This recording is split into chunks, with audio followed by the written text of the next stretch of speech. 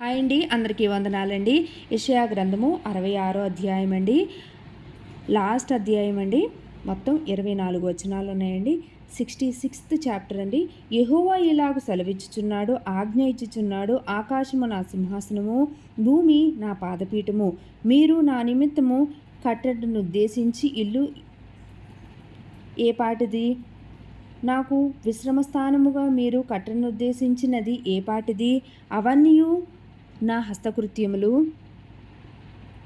అవి నా వలన కలిగినవని యెహోవా సెలవిచ్చున్నాడు. ఎవడు దీనుడై నలిగిన హృదయము గలవాడై నా మాట విని వణుకుచుండునో వానిని నేను దృష్టించుచున్నాను. 3వ వచనమండి. ఎద్దును వధించువాడు నరుని చంపువాని వంటివాడే, గొర్రెపిల్లను బలిగా అర్పించువాడు కుక్క మెడను విరుచువాని వంటివాడే, నైవేద్యము చేయువాడు పందిరక్తము అర్పించువాంటివాడే, ధూపము వేయువాడు బొమ్మను స్తుతించువాని వంటివాడే. వారు తమకిష్టమైనట్లుగా త్రోవలను ఏర్పరచుకునిరి, వారి అసహ్యమైన పనులు తమకే ఇష్టముగా ఉన్నవి. 4వ వచనమండి.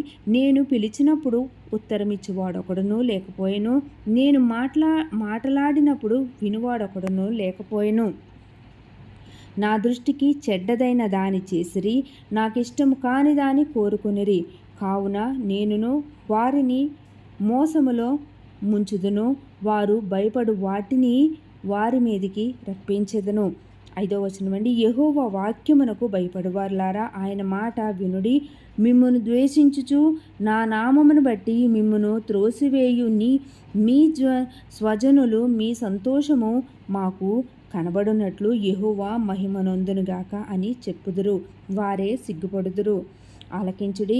పట్టణములో అల్లరి ధ్వని పుట్టుచున్నది, దేవాలయము నుండి శబ్దము వినబడుచున్నది. తన శత్రువులకు ప్రతీకారము చేయుచుండు యెహోవా శబ్దము వినబడుచున్నది.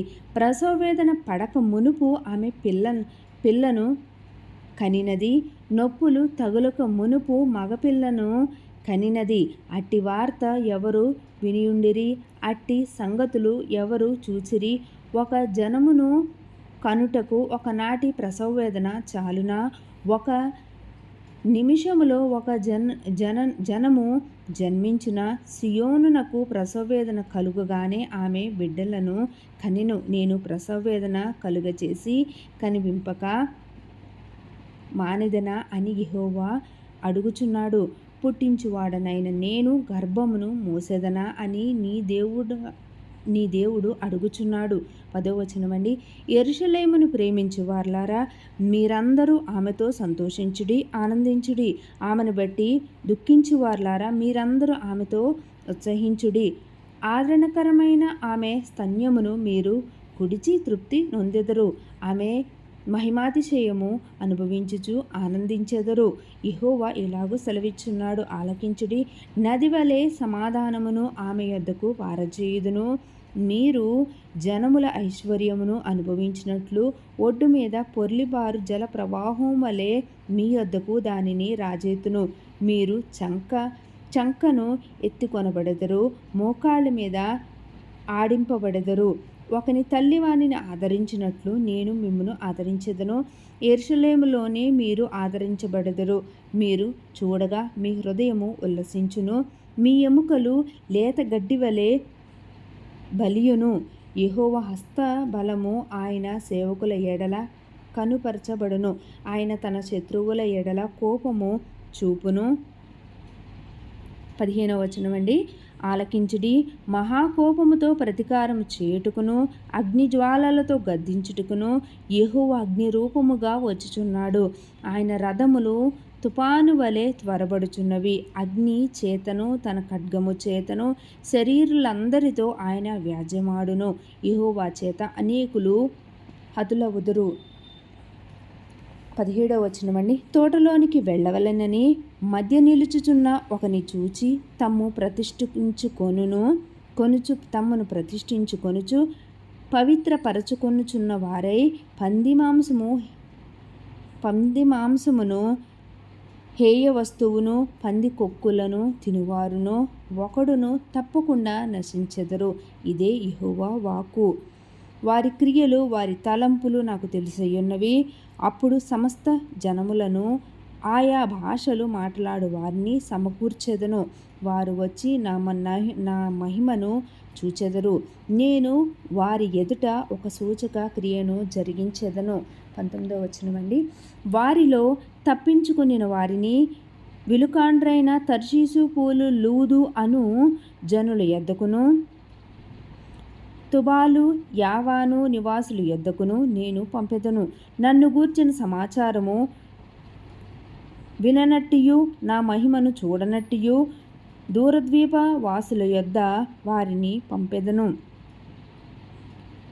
యొద్దకు వారిని పంపెదు. వారు జనములలో నా మహిమను ప్రకటించెదరు. ఇశ్రాయేలీల పవిత్రమైన పాత్రలో నైవేద్యమును యెహోవా మందిరములలోనికి తెచ్చినట్లుగా గుర్రముల మీదను, రథముల మీదను, డోలీల మీదను, కంచరగాడిదల మీదను, ఒంటెల మీదను ఎక్కించి సర్వజనులలో నుండి నాకు ప్రతిష్ఠిత పర్వతమగు యెరూషలేమునకు మీ స్వదేశీయులను యెహోవాకు నైవేద్యముగా వారు తీసుకొని వచ్చెదరని యెహోవా సెలవిచ్చుచున్నాడు. 21వ వచనమండి. మరియు యాజకులుగాను లేవీయులుగాను ఉండుటకే నేను వారిలో కొందరిని ఏర్పరచుకుందును అని యెహోవా సెలవిచ్చున్నాడు. మరియు యెహోవా ఇలాగూ సెలవిచ్చున్నాడు, నేను సృజింపబో క్రొత్త ఆకాశమును క్రొత్త భూమియు లయము కాక నా సన్నిధిని నిలుచునట్లు నీ సంతతియు నీ నామమును నిలిచియుండును. ఇదే యెహోవా వాక్కు. 23వ వచనమండి. ప్రతి అమావాస్య దినమునను ప్రతి విశ్రాంతి దినమునను నా సన్నిధిని మ్రొక్కుటకై సమస్త శరీరులు వచ్చెదరు అని యెహోవా సెలవిచ్చున్నాడు.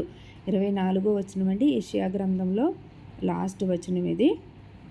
వారు పోయి నా మీద తిరుగుబాటు చేసిన వారి కళేబరములను తేరి చూచెదరు. వాటి పురుగు చావదు, వాటి అగ్ని ఆరిపోదు. అవి సమస్త శరీరులకు హేయముగా ఉండును. ఈ పరిశుద్ధ వాక్యం దేవుని నామానికి మహిమ కలుగునుగాక. ఆమేన్. క్రొత్త వారు వింటుంటే సబ్స్క్రైబ్ చేసుకోండి, లైక్ చేయండి, షేర్ చేయండి. ఎవరికైతే బైబిల్ చదవాలని ఆశ ఉందో వారికి అడిగి షేర్ చేయవలసిందిగా కోరుచున్నానండి. ఆమె నెక్స్ట్ చదివేది ఇర్మియా గ్రంథం అండి.